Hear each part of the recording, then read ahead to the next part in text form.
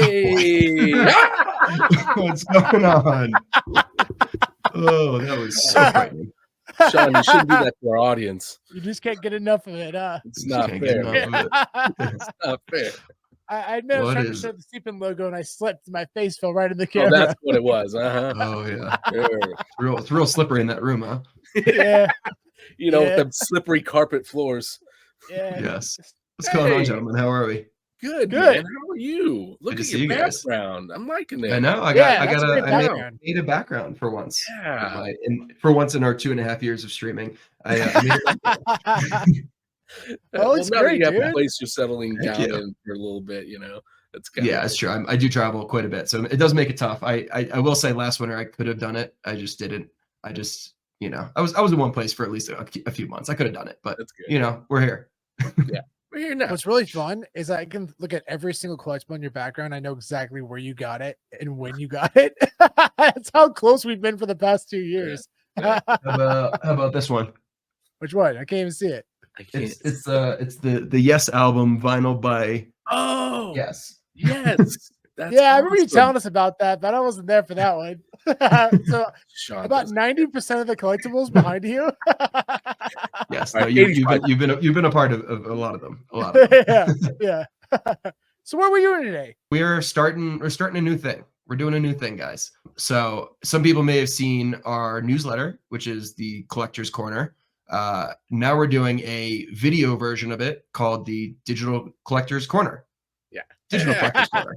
Yes. Yeah. The idea, we're gonna try to do this every couple weeks, and we're gonna try to update you guys on more specifically what's going on in the world of digital collectibles. I know a lot of our content recently has been physical collectible focus, so we're definitely trying to prioritize doing more of the digital stuff. So we want to jump back more into digital collectibles with everybody. You know, especially with the market. The markets are starting to turn around. You know, the excitement is back. So you know, we're starting.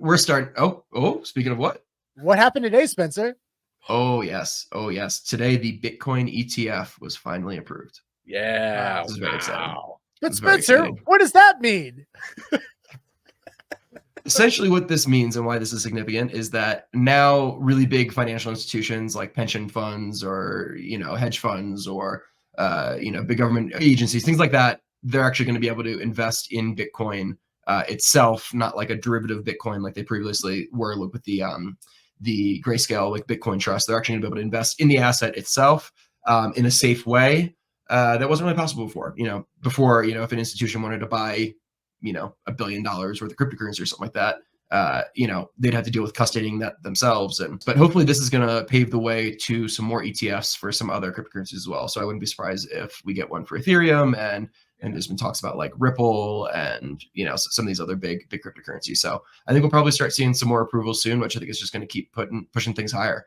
And hopefully means that more, cryptocurrency is going to be purchased to then be like locked away for a long time in these like, big investment and retirement funds. Hopefully that's awesome. Price goes up. That's awesome. Yeah. Yeah.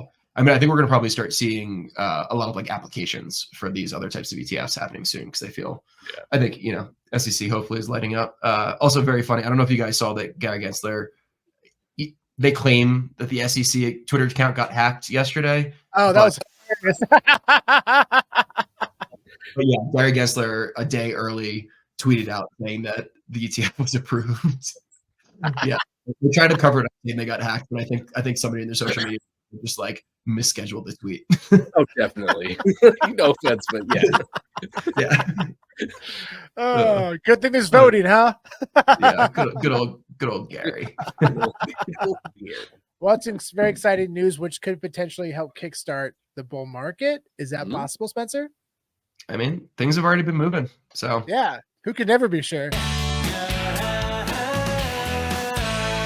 Yeah. I mean, I will say I don't think that like it's all good times here. Oh, can't hear him at all. Well, hey Sean, how's it going, buddy? How you doing? Oh, we're leaving this in. We're leaving this in. Spencer just walked away from our recording. And pointed at his phone. All right, cool. Hey, good thing this wasn't a live stream, huh? Dude, that'd be great if this was a live stream. Like, well, what does everyone think about the news? Let us know in the Don't comments. worry, everyone out there, just hang out. Don't worry, Spencer's coming. Don't Don't worry, he's coming. Don't worry, the pizzas are coming.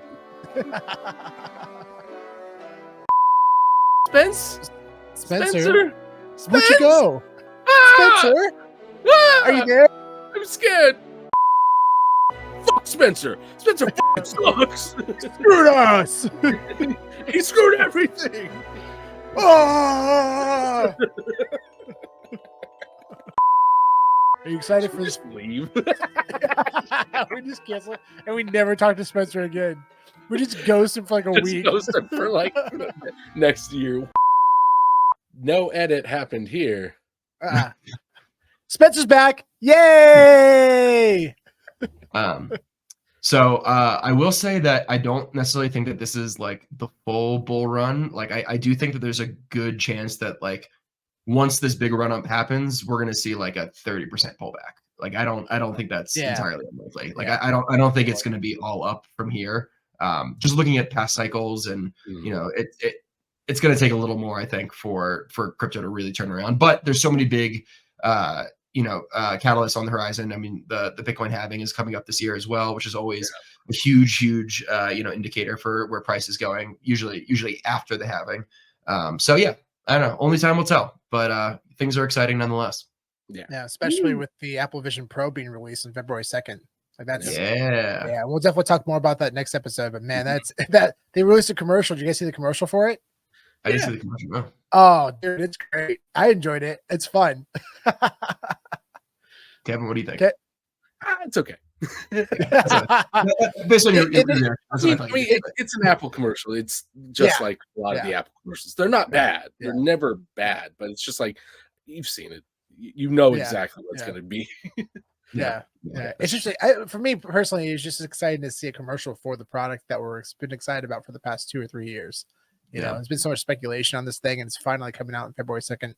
Apparently, there's only going to be a 500,000 to 1 million produced the first year, and they're hoping to have 10 million by 2026. Yeah. So, and that's the first year. So like the first batch initially, it's going to be impossible to get. It's they're going to be very, very difficult. Yeah. So time to flippity flip. Yeah, you can get your hands on one. That's a quick flip. You can get one. Flip specifically money back on markets. Yeah. Yeah. Well, yeah. Oh, 100%. Yeah. 100%. Because that's only US only for the first. Is US and Canada or just US? I think it's just US. Just US. So yeah. I mean, think about this. It's like everybody in the world who wants to be able to build for this product and actually test for it and build, experiences, you actually need one to be able to do that testing. So, if only people in the US are going to be able to get their hands on it, people are going to be willing to pay a premium for it, outside the US in order to get their hands on it to be able to start doing that testing. So, yeah, that's a good point. So that brings us to something else, a giveaway. Yes. Yeah. So this is going to end this week. We're giving away a Rewind graded early print of Elf. Yes. And we are collaborating with Rewind to give this away to a lucky winner. Yeah. And we Mhm. started this right before Christmas. Look at it. He's so good. Early extended print. Christmas giveaway. Yep. Yeah. Toys R Us sticker on it. Very cool collectible.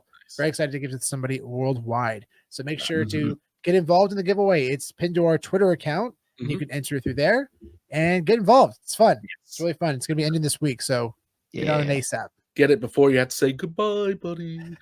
Goodbye, buddy. Bye, buddy. Some recent massive digital sales that we want to highlight today. The first one I want to highlight was purchased by Mr. Squibs.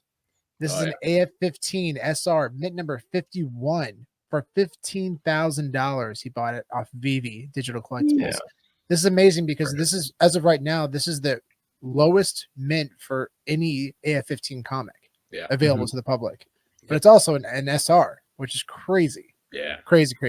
What is the floor price going for just for the Secret Rares right now? Do you know?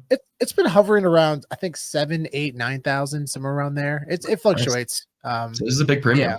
That's awesome. Yeah. This is a very exciting purchase, especially during this kind of market. You've seen these kind of sales, continued validation for low mint numbers. I mean, again, it comes back to demand. And once the demand comes back, people are going to differentiate value and put more value on these low mint numbers. It's a very good, cool opportunity for him to be able to buy this. And big congratulations to him for buying this comic. Very, very bullish on AF-15. Oh, Mr. Scribs is back. Oh. High roller. He's back and ready for more. Mr. Scribs purchases an Aston Martin SR, mint number 7, and this is the secret rare with only 7 collectibles. Only the 7 007 license plate. Wow. This is the 007 license plate. Only 7 collectibles. He owns 6 and 7. Oh, really? Yeah, he commented on this. He posted this exact photo and said, "Now I have number 7 to park next to number 6." Oh God. Hey, he might sweep the whole thing. Oh man, that's crazy. Now I'm sure. I think Dr. Profit probably owns a couple. He probably owns a couple. I bet. Yeah, he's probably not selling let those go. Yeah. Yeah. Did any editions get held back for this one? Do you know? I don't know. I don't think so. Maybe probably not. I don't think so. It'd be kind of crazy for only 7 editions to hold one back. Yeah. I don't think any were.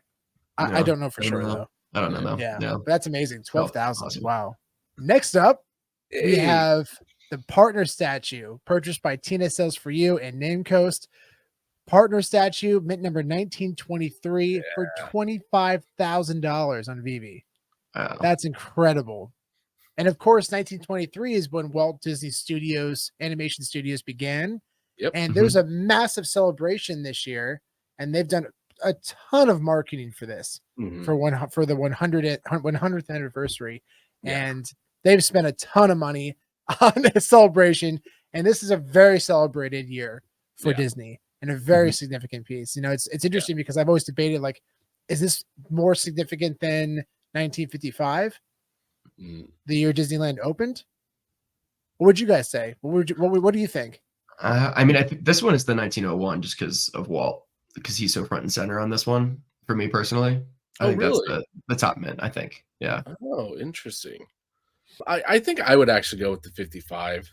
Since that's what the statue actually is from, is Disneyland. That's really kind of what it technically represents, is that statue in Disneyland. So for me, the 1955 makes more sense in terms of like what the statue is. And do I get an answer, Spencer? Fine. No, go ahead. Say your question. I don't know what I was gonna say. I had a good flow going and it was gonna relate to the last point, but now it's rude. It's gone. Oh, Kevin, I'm sorry for the edit. Oh, what edit? I don't know what you're talking about. This is gonna be fun for people. This is gonna be really fun for people. I will say for me, actually, I'm gonna go with 1923. And for the longest time, I was all about 1955. Like 1901 is really cool, but it's a celebration of just Walt and his birthday. This is like a worldwide number that people understand. But 1923 now has become a very significant year. All the marketing that Disney has done for this specific year. I mean, yeah, it's become the clear winner to me. But it's probably close. Like, who knows? I mean, really, at the end of the day, what would people pay for these things? I mean, we know what someone paid for the 1923 statue. Yep. Incredible purchase. Big congratulations to both of them. They're absolutely amazing people. I had a chance to meet them both in New York Comic Con and San Diego Comic Con, and they are the absolute best. The best. And I will say that the market has kind of like already decided that the 1923 is more significant than the 1901 because this one sold for 25,000 and the 1901 just sold last month for just 15,000. So just right there, and we'll see what happens if a 55 ever sells, and see if that changes things. But at least for right now, it seems like the market is favoring the 23. Next up, Batman #1, legendary mint number 0, sold for $15,000. And this according to Candy Digital, this is the name of his account, Natoshi Sakamoto. I was actually looking at this guy's collection. Oh my gosh, he has so many mint number 0s and 1s. Wow. Yeah, he has a ton of 0s and a ton of 1s. Yeah, it's wild. It's wild. I'm pretty sure this is by far his biggest, but he has some big rares, and I know he has the epic Superman #1 of 0. Oh wow. Transition. Take it away, Spencer. So recently we had a crafting event for the Walt Disney Animation Studios animation desk, which is such a I really like it. I think it's a really cool collectible. But what I wanted to talk about around this is that the crafting experience has been so-so for a lot of people, because at least, I mean, it used to be a lot worse like a couple of days ago, but right now you can still buy the full desk for cheaper than it is to craft the entire desk. I think currently the cost is around $65 to buy all of the pencils individually and then craft it, but you could buy the desk right now for about 50 gems. So it doesn't really make a whole lot of sense. There's not a lot of incentive to craft right now because of that. And I feel like it's been the case for a lot of these drops that have had crafting, unfortunately. Yeah, what do you guys think about that? The only other crafting thing that I've done personally was the Thanos, the Infinity Gauntlet, and I remember like being all in on that, getting everything together and putting it together, and then like a day or so later, it was like on the market for like half of the price, and I was like, well, that's fun. Glad I put all that time and effort and Yep, money. exactly. So now I have like a bunch of like Infinity gems and stones, and I'm like, cool. I'm gonna start selling some of this now, I think. Yeah. I'm not really fully into the crafting thing.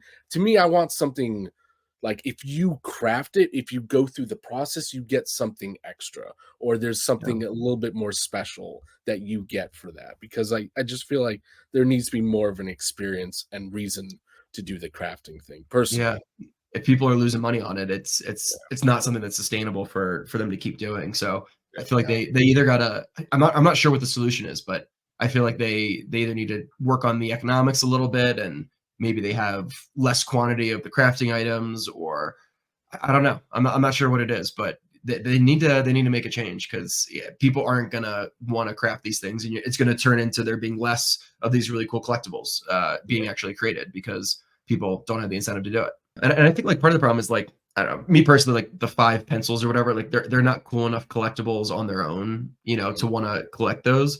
So it's like maybe the solution is like it's 2 identical collectibles that would be valuable on their own that people actually already collect, but crafting those 2 together burns them and creates something new. Like something like that, I feel like makes more sense, and I think people would be more into. At least I personally would be. I think a lot of it too is people buy into speculation, and unfortunately, it didn't pay off immediately for this one. But I do think also it has to do with just the overall demand for these collectibles right now.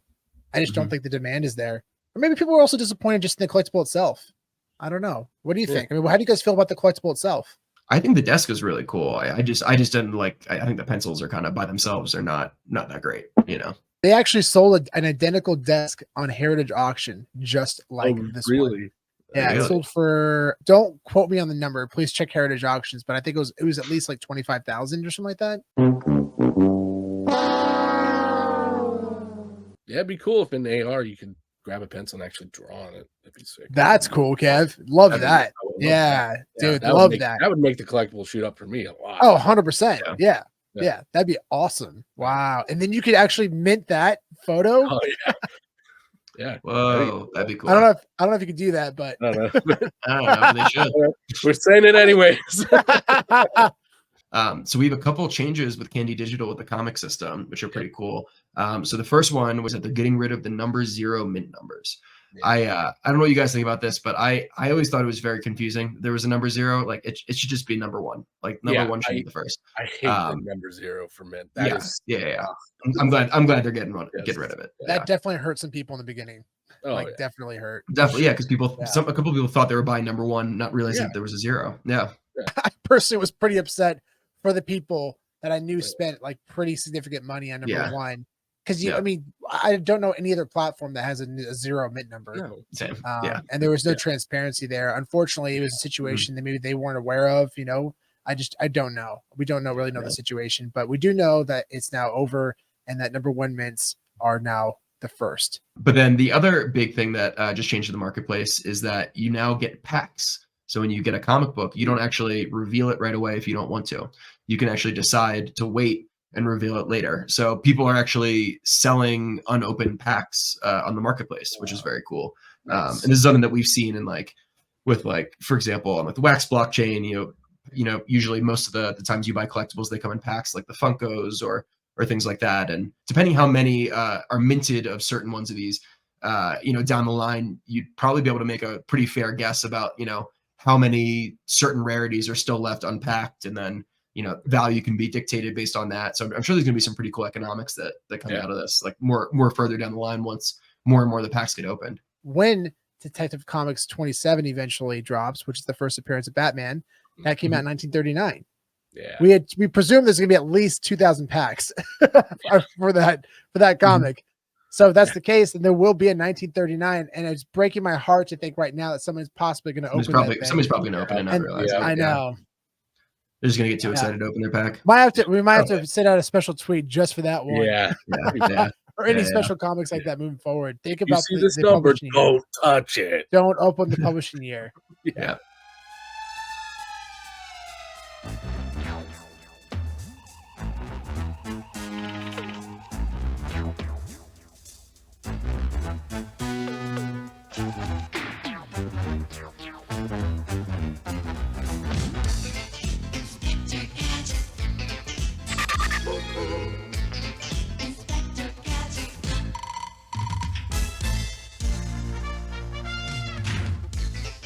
This is something that happened kind of a while ago. I think it was in November is when we actually ran it, but we did a really cool thing with Gamesodes and with Agnes Garboska, who is an amazing comic book artist, who's done a lot of the kids things like My Little Pony and Teen Titan Go, and she's just an incredible person, an incredible artist. But we had her on our channel for a live stream, and she did a live sketch for us of her dog, which she then themed in a Comics and Crypto Spider-Man outfit. So what we did is we digitized that physical piece, and we minted NFTs. There were 100 that were minted on the Gamesodes platform. And then congratulations to Jaquez Wood 13 for winning the actual physical piece that Agnes drew herself on the stream. So Davis is going to be sending that to you shortly, assuming that you answered his email. Please make sure you do that.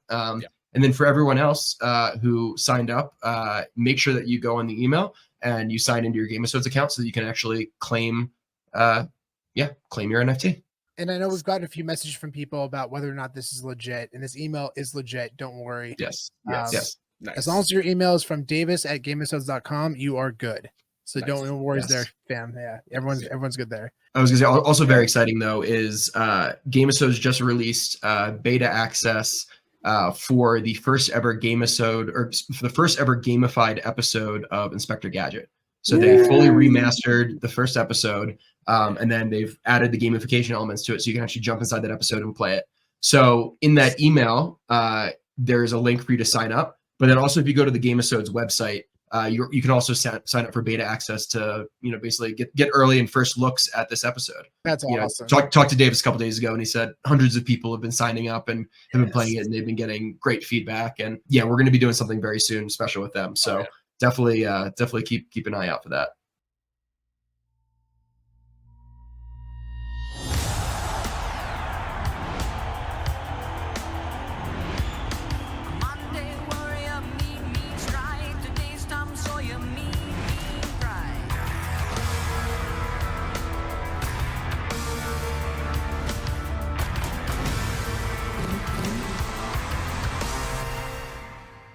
So, Ready Player One, which is obviously a very famous book and then recreated into a movie, I don't know, 10 years ago or something like that, that everybody likes to compare the Metaverse to Ready Player One. And that's kind of where things are going. And I've been meaning to rewatch it recently. I've heard it from a few people that they've rewatched it recently, and it like reignited their excitement for like the future of the Metaverse. So I would like to have that experience. So I'm gonna rewatch it at some point. But there's this company called Futureverse that is partnering with Warner Brothers to essentially create that experience for real in the real world. I think it's gonna be a long time before we have treadmills and sensors and all that kind of stuff that you see in the movie. But it's cool that they're thinking in that direction. I guess a question I have is when it says Ready Player One, does it mean like recreating the Ready Player One world, or just creating a massive multiverse world? I think it's specifically for Warner Brothers properties. Okay, so specifically for Warner Brothers stuff. But creating like a Ready Player One style, metaverse environment and experience. Yeah, nice. So cool. Think about it's like like Space Jam. If you saw like the new Space Jam, like when they're going through and you should. That movie was literally just a marketing campaign for their IP. That's literally what it is. Was it just for this? Yeah. Honestly, it probably was in preparation for this. I wouldn't be surprised. But because when I saw this news article, I'd like we had some kids staying at my house. There was a family who was staying here, and the kids were watching it one of the night, and I sat down and watched it, and I was like, whoa, this is I mean, yeah, that basically is, I think, a pretty good representation of like what they're trying to accomplish. I think it's just like they're kind of trying to combine all the different IPs in one place and create fun experiences around it. And yeah, I'm curious though how it's going to affect the VV-verse, because I know Warner Brothers is also a partner with VV, so I'm curious to what extent are they going to allow their IP involved in the VV-verse.